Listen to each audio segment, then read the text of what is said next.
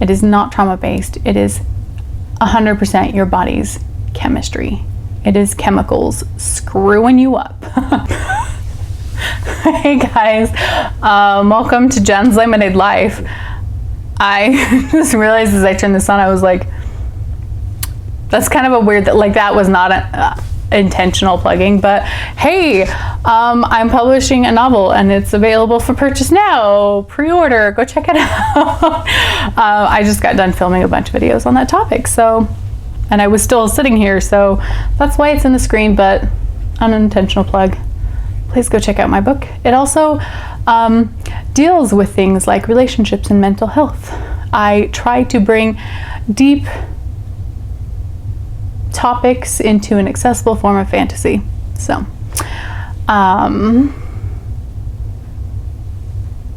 let's talk about real life though, shall we? I think just from what I've seen in the news and people commenting on social media about Simone Biles and stepping away from the Olympics because of her mental health. I haven't read that much, but just the fact that it's been mentioned multiple times kind of prompted me to film this video, which I have been wanting to film for well over a year, honestly.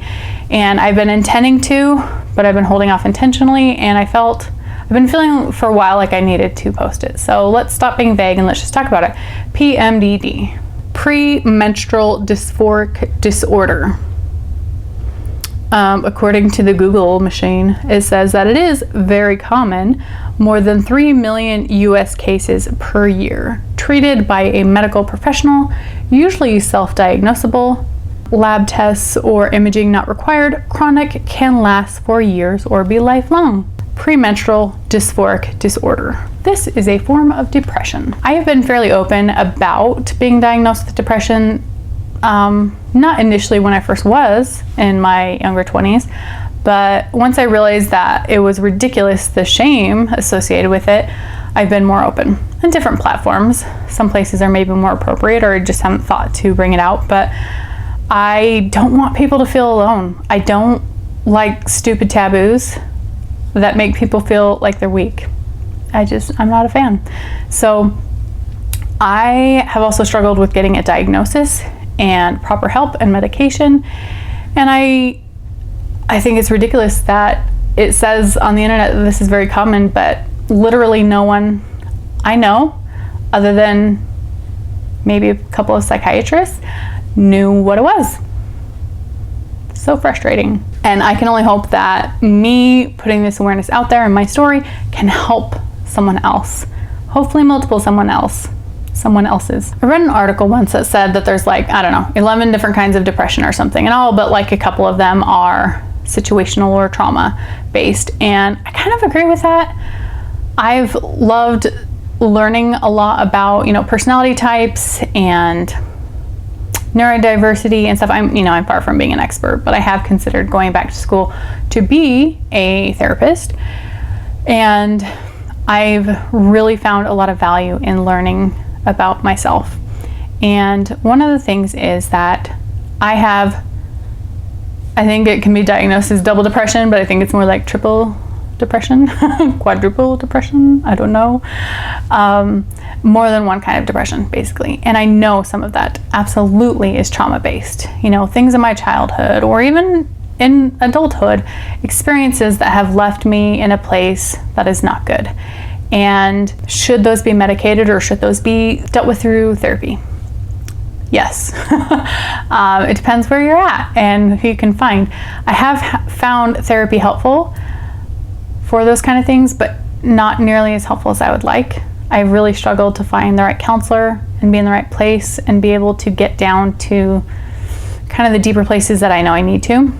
So that's kind of frustrating, but that's not my only kind of depression. So I was diagnosed with dysthymia, which is a constant low-grade type of depression. I was also diagnosed by the same psychiatrist with seasonal affective disorder. It's funny, literally every fall, I'm like, man, why am I in such a bad place? I'm like, oh yeah, there's no sun. I forget this happens every year. And he also helped with the PMDD and helped me understand that I have ADHD. I got diagnosed as an adult at 35. And I resisted that for a while. You know, he also really pushed me to get sleep testing, and I do have sleep apnea, and I don't know. There's this concoction that I'm still trying to sort out. So I think part of why I put off this video is because I wanted to say, okay, definitively, here are the lines and here are the fixes that worked for me. And I don't have all the answers, but let me talk about what I do have. So PMDD specifically is one of those where it is not situational. It is not trauma-based. It is 100% your body's chemistry. It is chemicals screwing you up. And I think it's a shame that literally it took a Google search for me to find salvation, because even my doctor hadn't suggested it to me. I was the one that brought it up to him and brought that light bulb, because the moment I recognized it for what it was and brought it up, he was like, yeah, oh yeah. And I've been getting help for it now that we know. If you're like me, I struggle so much with keeping track of things, so much. And maybe call that the ADHD, maybe call it laziness, call it whatever you want. But, you know, I'm bad about keeping track of my cycles and, you know, like a emotions journal. So you might not realize the cyclical struggle that you go through. And it really took me once. I was in this kind of like health and weight loss program provided by my work's insurance. I was keeping track on an app of my weight and my food intake, and I noticed, you know, it only took like 3 months that my weight, you know, was slowly going down, but then there would be this little rise and then it would go back down. And I'm like, man, around the same time that I have that rise, I plummet emotionally. And then my period starts. And I really realized this trend that the week before I start my period, I get into a dark place. And it wasn't because I had, you know, retained some water and my weight had a slight up. It was not because of that. And that's the thing about PMDD is it doesn't have a trigger other than your own body screwing around with you. It was so frustrating. It caused turmoil in my marriage. Looking back, I can remember the first time I remember where I really had that head scratching moment. Why am I in such a dark place right now? I don't have a reason to be depressed. Was in high school. I remember crying over just the littlest thing and just being like, what is wrong with me? And basically that's it. It's PMS on steroids. We almost even laugh about PMS, saying, oh, well, you know, she's moody. And you know, that's something with PMS. It messes with their hormones. It is what it is. But PMDD is PMS on steroids. It's brutal. And that was a thing, is I would be in a good place. I'd be in a fine place. Nothing bad had happened. And all of a sudden, I have a suicidal ideation. I'm seriously considering ending my life. I have no hope. I can't reach out to people. I go to this place. And it's just for 2 or 3 days, like kind of low-grade depression built up over a course of a week, but it would be 2 to 3 days. And I'm just like, why? Why am I getting in this cycle? And once I finally realized, like, Jennifer, dude, monthly, right before your period, hello. And I Googled it and I brought it up with my doctor, with my psychiatrist. It was the biggest light bulb of any that I've ever had regarding my health. And I'm forever grateful for that. So if you think at all that that might be a problem for you, track it, Google it, check it out, seriously.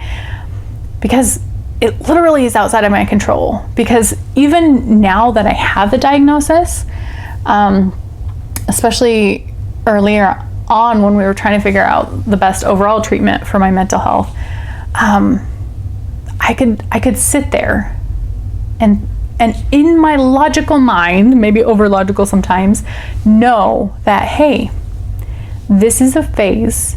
You are going to feel fine in 3 days. You're gonna get through this. Don't freak out. I could tell myself that. And I knew it. And I knew that it was true.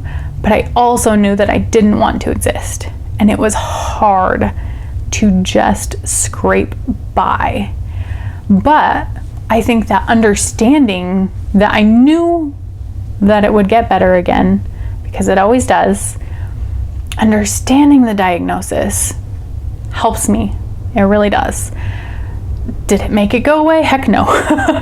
So that's what I've been struggling with for, I don't know, we're coming up on a year that I've been working with doctors on this. At first, we started treatment of Ritalin, Adderall, various different things. Wellbutrin helped with my depression in general, because that can kind of help with seasonal affective and dysthymia and ADHD, but it does not help with PMDD. The more typical, I think, SSRIs can help with PMDD supposedly, but I never found them helpful, even when I didn't know that was the specific diagnosis. So the biggest thing that my psychiatrist recommended was going to go see a regular doctor, because they cannot prescribe birth control. Psychiatrists cannot. So I went to my general practitioner, and I don't remember if she actually knew what PMDD was or if it was just really quick conversation, but I think she might have. So once I was like, hey, here's what we've diagnosed. I need birth control. Help me be sane. And so we put me on some. And what I was not expecting, but I was very happy to hear, was it was going to be a more continual one. So oral pill, and I would skip the placebo 2 out of 3 times. So I would only have my period once every 3 months. And I'm like, sweet, I am down for that. I have not taken much birth control in my life, only did at the beginning of my marriage for a few months, and it was oral as well. So yeah, I hate making sure I have to do it every day around the same time. You know, the first couple of months, I felt a difference. I did not have that dip, and I also really love not having my period. But my body hates me still. So the tricky thing is, I think right now I'm on my 3rd different kind of birth control. It might be 4th, but I think it's 3. And we've given each one several months. But the first 2 kinds, while they keep at bay the depressive bouts, my cycle does not appreciate it. And instead of skipping my period twice, it's more like I have 1.5 to 2 month long periods. And that's not really a way of living life.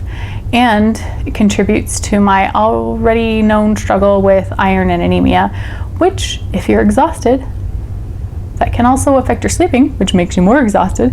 And if you're exhausted, especially if you're me, you don't do well with ADHD or depression or how they affect each other. So it's one of those things that it's like, okay, well, now I'm having to take iron. If I'm having to take iron, you have to take vitamin C at the same time. And if you're taking iron, then you're probably going to get constipated. So then you also have to take laxative. And this is all to combat the fact that you are taking birth control, to combat the fact that your hormones are crazy. And it's just, I wanted to film this until I had a resolution. I don't yet. I have hope. I still have hope. I am almost to the first placebo week in a new one. Right now I'm taking Yaz, and we'll see. I really hope. Even if I don't get to skip my monthly period, I need that balance of hormones so I don't have like that crazy progesterone dip or whatever that affects my emotions, but also not so I'm constantly having to deal with bleeding. Yeah, not ideal. So that's a thing. I don't know. It seems like birth control is probably the most effective treatment, which can be problematic if, for example, you're trying to get pregnant. I am not. I am single. I am divorced. I am a shut-in who is experiencing life by writing adventure books. I feel like I'm rambly and I don't know how much help this is, but I do hope that it at least brings awareness that this is a thing. It's not just in your mind. I mean, it's in different organs in your body that are producing chemicals and that are betraying you.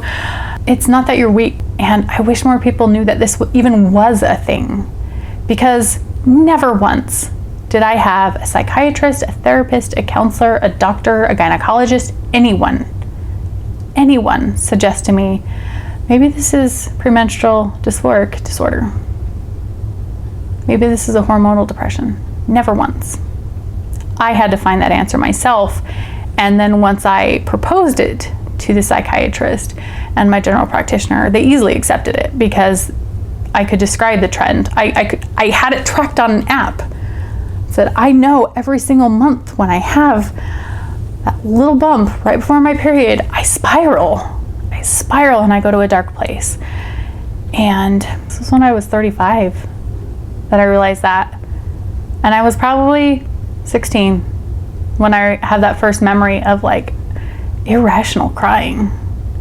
This has been a burden that I don't wish on anyone. So even if you don't struggle with this, maybe share this with someone else,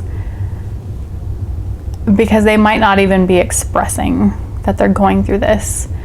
There's a lot of shame, and I don't want to ever put out anything and saying, oh, well, this is a crutch you can lean on now, because there's a balance there of taking responsibility and being proactive and working with what you have. But just knowing that you have something, or knowing that it's something that you could have, helps you to be your own advocate. Because medical professionals, they'll say they go for horses, not zebras. They don't always go for the answer that is just not the most common. So even though it says it's common on Google, I wonder how commonly people really know about it. I had never heard of it until I did a lot more research. So check out PMDD. I hope this can help someone, and know that you're not alone. And if you've had a personal experience with it and what's worked with you, I would love to know. I do plan to give an update. I don't know if it'll be months. We'll see on how this one has worked for me. It does cause frustration and some sorrow. Last time I was with my general practitioner talking about this, like how many different mixes of birth control are we going to try? How many things are we going to do to try to fix what the fix is causing problems with? She talked about, well, maybe if we get like an IUD or an arm implant in addition to the oral pills, it might help balance out both your chemicals and your bleeding. But it also might make it worse or not change it at all.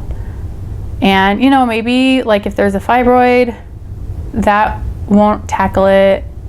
But I didn't seem to have that problem before I started birth control. So it's just like the cure is causing more problems. I don't know, guys. I don't have the answers.